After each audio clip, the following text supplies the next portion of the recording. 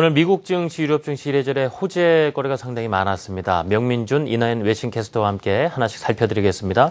자, 명민준 캐스터, 미국 증시 S&P 500 지수가 다시 사상 최고치를 썼군요. 자세한 내용 전해주시죠.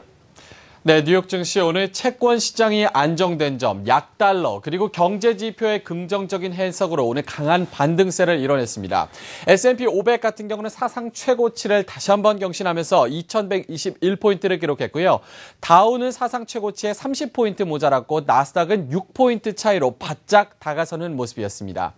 자, 오늘 S&P 500 사상 최고치였는데요. 하루 흐름 함께 살펴보도록 하겠습니다. 자, 오늘 채권 시장 매도세가 진정된 모습을 보였고 달러 인덱스 같은 경우도 4개월 내 최저치를 기록을 했습니다. 이로 인해서 S&P 500이 오늘 신고가를 결국 고점 부근에서 마감하는 모습을 보였고요. 경제 지표 같은 경우는 혼조세였지만 그 해석은 긍정적이었습니다. 먼저 신규 실업수당 청구 건수가 26만 4천 건으로 10주 연속 30만 건에 하회하는 모습을 보였고요. 이동평균 건수도 최저치를 기록하면서 고용시장이 계속해서 호조를 보이고 있다는 평가가 나왔습니다.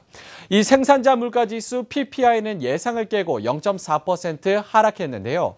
연준이 금리 인상을 늦출 것이다라는 분석이 나왔습니다. 이 자세한 내용은 월스트리트 저널을 인용해서 이나연 캐스터가 잠시 후에 전해드리도록 하고요. 이 간밤에 엔달러는 2주 내 최저치, 유로화는 3개월 내 최고치를 기록했습니다. 바로 약달러가 진행되고 있다라는 증거인데요. 이로 인한 글로벌 시장 영향력을 함께 살펴보도록 하겠습니다. 먼저 뉴욕 증시에는 약달러가 도움이 되는 현상을 보였고 오늘 1%대 급등 양상을 보였습니다. 반대적으로 상대적인 통화 약세로 경기 부양이 되던 일본과 유럽 같은 경우는 달러 약세로 경기 부양 효과가 감소하기 때문에 양적 완화를 더 장기화해야 된다라는 고민에 빠졌습니다. 특히나 소매 판매 같은 미국 내 경제 지표가 부진하면서 연준의 금리 인상 시기도 레이트 서머 9월쯤으로 늦춰졌는데요. 이만큼 다른 나라들의 중앙은행의 부담은 더 늘어나는 추세가 됐습니다. 아이러니하게도 유럽의 대규모 양적 완화가 시작한 이후에 1분기 GDP가 반등을 하면서 유로화는 강세를 보이고 있습니다. 독일의 10년물 국채 수익률도 급격한 상승세를 보이고 있다는 점도 유로화 강세를 부추기고 있다라는 평가가 나오고 있고요.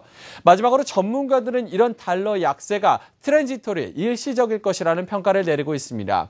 결국에 금년 하반기 혹은 내년도 상반기에 금리 인상이 이루어진 이후에는 달러화와 유로화가 1대1이 되는 이 달러 유로 패리티가 일어날 것이다라는 장기적인 투자 전략도 내놓고 있는데요. 이런 변화, 금융시장의 정책 변화와 국내 증시의 투자 포인트로 삼으셔도 좋을 것 같습니다. 네, 유럽 쪽에서는 이 마리오 드라기 유럽 중앙은행 총재가 별명에 걸맞는 발언을 해서 또 화제가 되고 있는데 그 내용 이나연 캐스터가 전해줄까요? 네, 슈퍼마리오, 마리오 드라기 유럽 중앙은행 총재의 별명 혹은 애칭이라고 표현할 수 있겠는데요. 오늘도 드라기 총재가 연설 현장에서 이 별명 이유를 여김없이 보여주었다고 합니다. 로이터 영상을 통해서 함께 확인해 보시죠. After almost 7 years of debilitating sequence of crises, firms and households are very hesitant to take on economic risk. For this reason, quite some time is needed before we can declare success. Exiting from abundant liquidity policies has to be done very, very carefully because the expectations of low-term premia are rooted more and more because of the length of time liquidity has been abundant. 실제로 유럽 경제는 부활 조짐을 보이고 있습니다. 많은 전문가들은 이 마리오 드라기 총재의 돈풀기, 이 필살기가 통했다라는 의견인데요. 양적 완화 프로그램은 지난 3월에 시작해서 2016년 9월까지로 예정이 돼 있습니다. 이렇게 이날 자리에서 드라기 총재가 양적 완화를 지속할 것임을 밝히면서 시장의 우려를 또 한 번 깨끗이 해소해주는 모습이었습니다. 자, 이제 섹터별 특징과 함께 9회 시장 마감 상황 확인해 보겠습니다. 네, 오늘 S&P 500 업종별 흐름, 기술주가 어제에 이어서도 강세 랠리를 펼쳤습니다. 오늘 1.6%가량 상승했는데요. 애플 그리고 마이크로소프트가 2% 넘게 올랐고요. IBM도 1% 넘게 오르면서 전체적인 업종 상승세를 견인하는 모습을 보였습니다. 자, 유럽 증시로 넘어가 보도록 하겠습니다. 유럽 증시 오늘 1% 넘는 강한 흐름을 보였는데요. 이 유럽 연합이 외국 제품에 대한 이 반덤핑 조사 확대에 나서면서 유럽 내 철강업 쪽에 대한 기대감이 퍼졌습니다. 이로 인해서 프랑스와 독일 증시 1.3%에서 1.8%대 강세를 보이면서 마감했고요.